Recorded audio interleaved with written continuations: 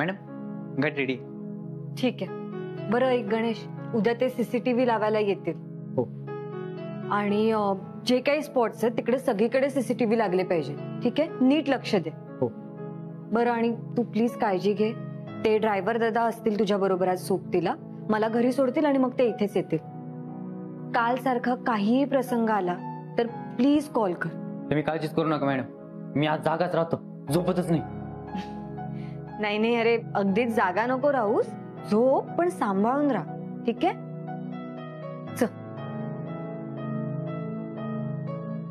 सांगा, आपल्या बाळाची शपथ घेऊन सांगा. आधी ती प्रेग्नेंट आहे ना? बोला पटकन.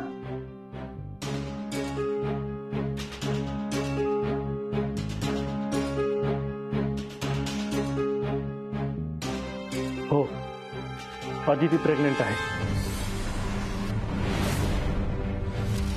हळदीच्या दिवशीच रिपोर्ट आले होते.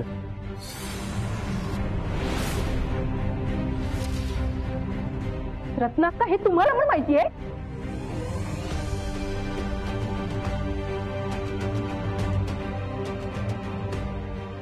रत्नाक्का, तुम्हाला तात्या बहिणीची शपथ आहे, खरं काय ते सांगा.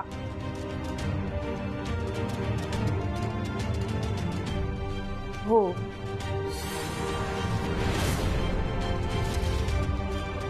हे आम्हाला कोणी का नाही सांगितलं? आदितीचाच हट्ट होता तसा.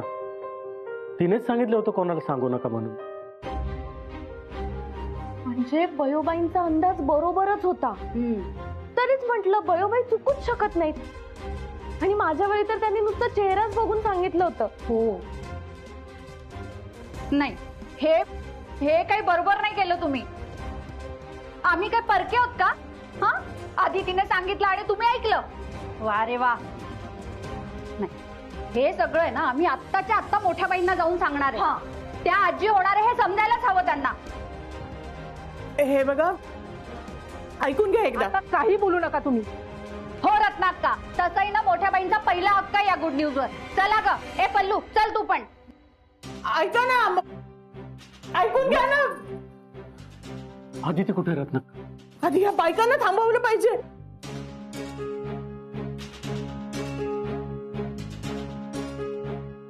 मी सांगणार. नानी, मी मोठी आहे, मी सांगणार. नाही नाही नाही, मी सगळ्यात लहान आहे, मी सांगते. मी हो, पण चला आधी, चला.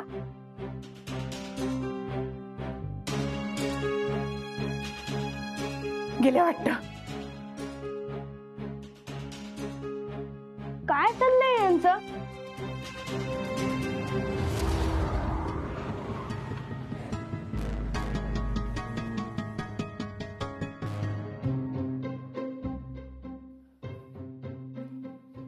आज किती दिवसांनी मी माझा रेग्युलर मेकअप केलाय, पण आज साडीचं काय करू? शी बोरिंग. सगळे पैसे त्या कॉस्मेटिक मध्येच संपले. आता काय करायचं? घाटेचा फोन. हॅलो, मी घाटे बोलतोय. बोल. तुम्ही आहात ना घरी? मी येतोय. आपल्यातलं ते कॉन्ट्रॅक्ट फायनल करायचं होतं. नो, घरी नको येऊस. मी बाहेर येते गेट जवळ. बर, ठीक आहे.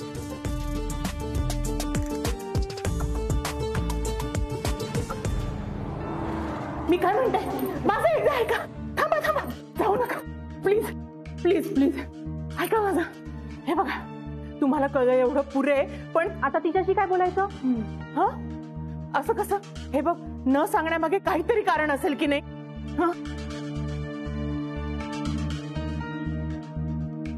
काय कळलं? मला पण कळायला हवं. का बोलताय तुम्ही? अरे दुनिया, तुझं काय? आमचं मिशन चालू आहे इथे. तू पण जा अभ्यास कर. नानी तुम्हाला नेहमी ओरडते आणि नेहमी मारते. मला नाही बोलायचं कोणाशीच. अरे दुनिया, नानी का मारायचं तर त्याला? जा, जाऊन समजाव आधी त्याला. हो हो नानी. नानी, तुझी दिशाभूल करणं चालू आहे. हो का? आता तर नाहीच जाणार मी. आणि मोठ्या बाईंना पण न विसरता सांगणार की मोठ्या बाई तुम्ही काळजी करू नका, सिद्धू लवकरच अमेरिकेतून परत येईल. नानी, नानी अहो आपल्याला ते नाही सांगायचंय, आपल्याला सांगायचंय की जाऊबाईंबद्दल आपल्याला. प्लीज प्लीज ऐका ऐका माझं, एकदा ऐकून घ्या मला काय सांगायचंय ते. रत्नाका आता आम्हाला तुमचं काही एक ऐकायचं नाहीये. हो, तुम्ही हे असं लपवायला नको होतं. हो चला चला ऐका अगं मोठे बाई ऐका ना. अगं बाई काय झालं? गप राहू दे ग, फार काही नाही. पण तुम्ही का आले अशा अचानक सगळ्या? अगं काय नाही ग, उगीच भेटायला आल्यात तुला या. चला ग कामात येते. चला चला चला. नाही नाही नाही नाही नाही नाही नाही ते आम्ही न्यूज बद्दल बोलायला आलोय. हा न्यूज बद्दल. अगं काय बोलायचंय लवकर बोल, माझा जीव धाकधूक करायला लागलाय. ते कोणीतरी ना आजी होणार आहे त्याचं काय नानी हे बरं लक्षात राहिलं हिच्या. अगं काय बोलते ही, मला काहीच कळत नाहीये. कसली न्यूज आणि कोण आजी होणार आहे? काय नाही काही नानी, हे बघ पल्लूला होणारे पिल्लू आणि बयो होणारे आजी ते सांगायला आली ती. हा पुरे झालं रत्नाका. मोठ्या बाई अहो तुम्ही आजी होणार आहात काय? हो.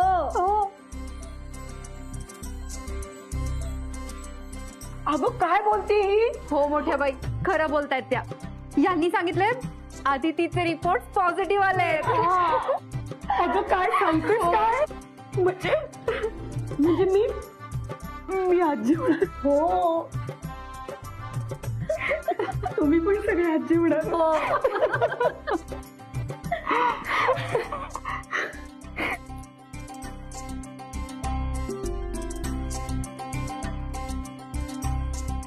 मुंबई कुठे आहे?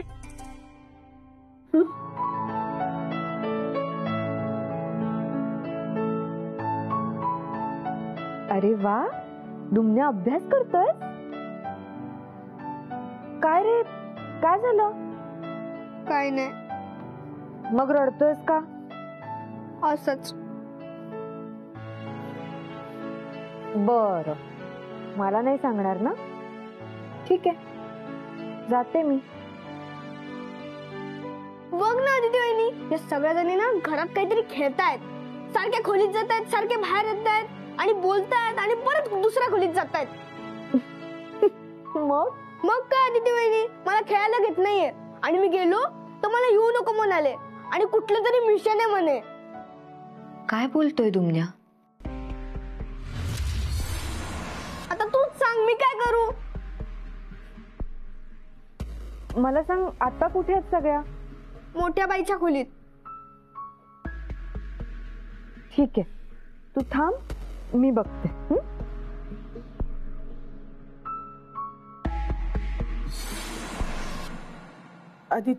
आदिती पोहोचतच असेल. तोपर्यंत मी सिद्धूला फोन लावते. थांब मोठे बाई, म्हणजे तू एकदा आदितीशी बोलून घे ना. तिने सिद्धूला अजून काहीच सांगितलेलं नाहीये. म्हणजे ते आदितीलाच विचार आता, पण लगेच नको सिद्धूला सांगू. मी सांगणार. एवढी आनंदाची बातमी त्याला सांगितल्याशिवाय राहावेल का मला? आदिती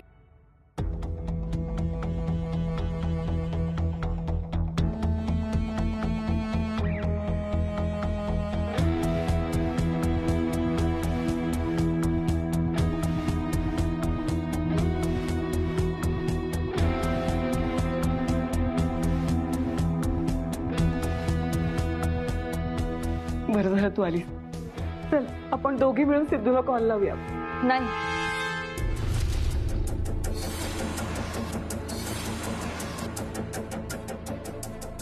नाही, मी हात जोडते तुमच्या पुढे, पण सिडला काही सांगू नका. अगं पण असं का? हो ना, एवढी आनंदाची बातमी त्यालाही कळवायलाच हवी. तो बाप होणार आहे पण त्यालाच सांगायचं नाही. हो ना, आम्ही काय वैरी आहोत का? आदिती तुझं हे वागणं आम्हाला अजिबात पटलेलं नाहीये. हो आदिती, आधी आम्हा सगळ्यांपासून लपवलंस आणि आता त्याच्यापासून सुद्धा. तसं नाहीये. मग कसं आहे, लपवलंच तर खरं. जाऊबाई अहो, तुम्ही निदान आम्हाला तरी सांगायला हवं होतं. एक मिनिट, तिचं म्हणणं एकदा तरी ऐकून घ्या. रत्नाका, तुम्ही तर गप्पच बसा. तुम्हीही लपवलं आमच्यापासून. आणि काय ऐकून घ्यायचं? सुनबाई, मला खूप वाईट वाटलंय. तू स्वतःहून सांगितलं नाहीस आणि त्यात पुन्हा लपवलंच. मोठ्या बहीण, आता काही बोलू नकोस.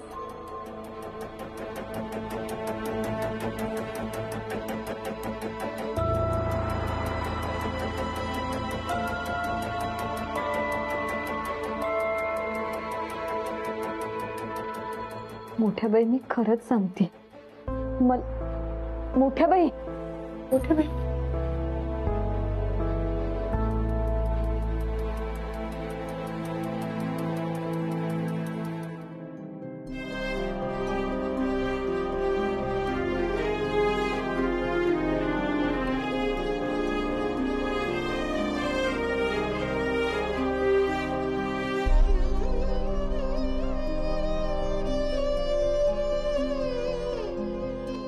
सगळंच बिघडलं.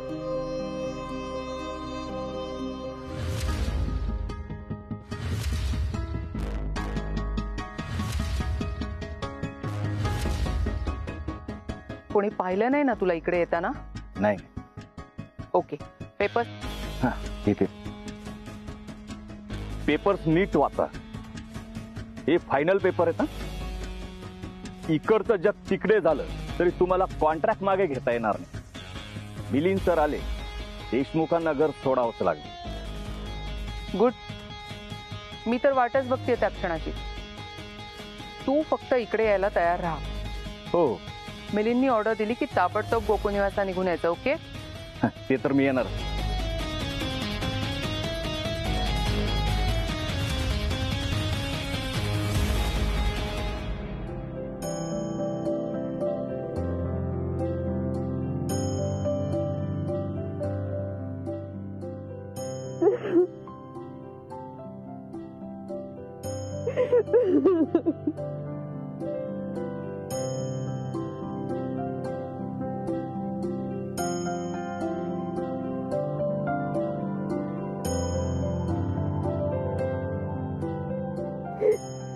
मला तुझी खूप आठवण येते. मला मिठी मारायची, तुला रडायचं, खूप रडायचं.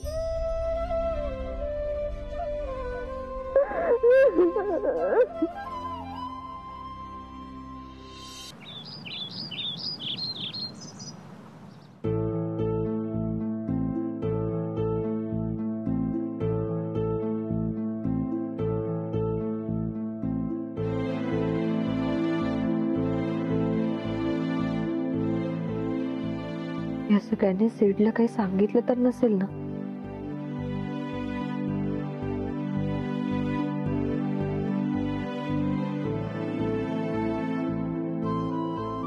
सिडचा फोन तरी नाही आलाय, म्हणजे त्याला काही कळलं नसावं. पण तरी मला एकदा रत्नाकांशी बोलावं लागेलच.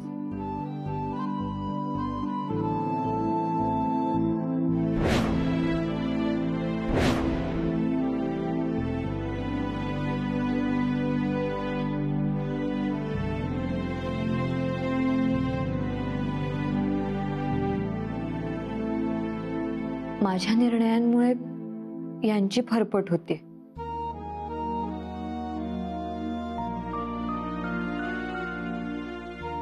अदिती, उठलीस?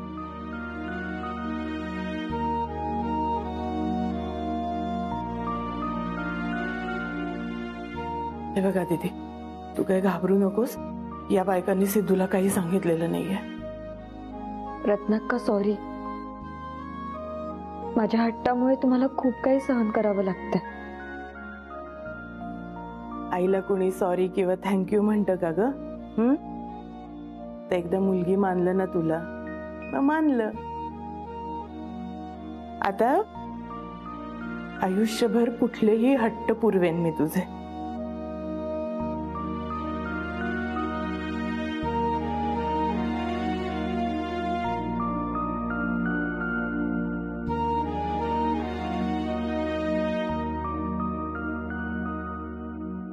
जा आता तयार हो लवकर. जा जा. आलेच.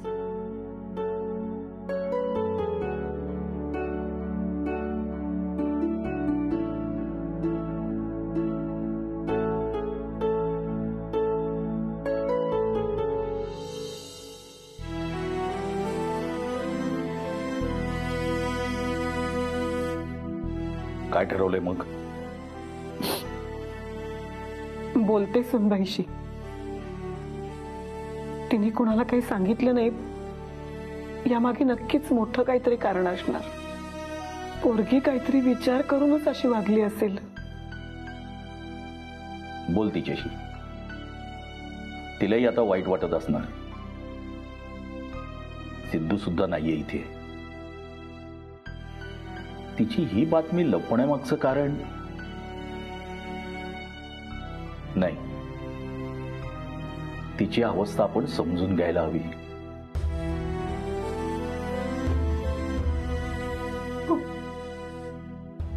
बोलते मी तिच्याशी.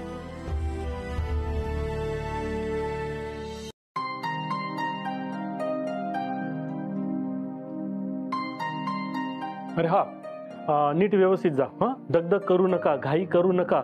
ऑफिसमध्ये काही त्रास झाला तर मला लगेच कॉल कर. आणि काळजी घे स्वतःची. आणि आदितीची पण काळजी घे. तुम्हाला आता खरं कळलंच आहे. मी घेऊ आदितीची काळजी? चालेल का? पण नाही, नको. तुम्ही आणि रत्नाक्काच घ्या तिची काळजी. शेवटी आम्ही काय परकेच. पल्लू, एक काम कर. ये बस. ये बस. हे बघ, मला सांग, हे तिचं सगळ्यांपासून लपवण्याचा हेतू तरी लक्षात घे. मला सांग, ही आनंदाची गोष्ट लपवताना तिलाही आनंद होत असेल का? ज्या वेळेला आम्हाला ही गोष्ट कळाली त्यावेळेला आम्हालाही आनंदाने सगळ्यांना सांगायची होती. पण आदितीचा हट्ट, तिच्या हट्टापुढे आम्हीही शांत बसलो. पण हा कसला हट्ट?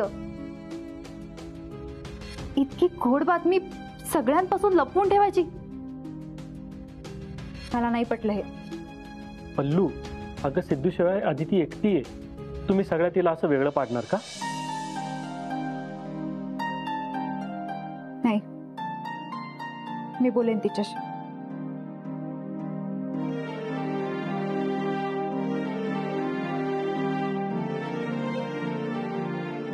पण मला ना सगळ्यात जास्त राग तुमचा आलाय. तुम्ही माझ्यापासून लपवलं सगळं. बायकोपासून लपवायला बरं जमलं तुम्हाला. तुम्हाला मलाही सांगावंसं नाही वाटलं का हो? आता तुला कसं समजून सांगू? काही नका सांगू. मी ना बोलणारच नाहीये तुमच्याशी. पल्लू,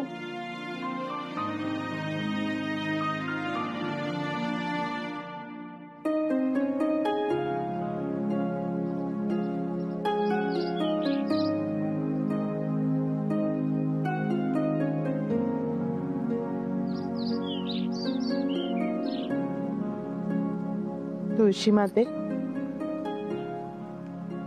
आदितीने या घरासाठी खूप काही केलंय. तुला तर माहितीच आहे म्हणा. तू अंगणात असलीस ना तरी संपूर्ण घरावर तुझं लक्ष असतं. आनंद नांदतो तुझ्यामुळे घरात. पाहिलंय तू, या पोरीनं घर आनंदी राहावं यासाठी खूप प्रयत्न केले. आता सुद्धा नवऱ्याच्या सुखासाठी, त्याच्या स्वप्नांसाठी एवढी मोठी गोष्ट घरच्यांपासून लपवून ठेवली. आदितीवर घरच्यांनी थोडा विश्वास दाखवायला हवा. तुळशी माते, या गोड बातमीमुळे घरातला आनंद वाढव. वाद गैरसमज नको.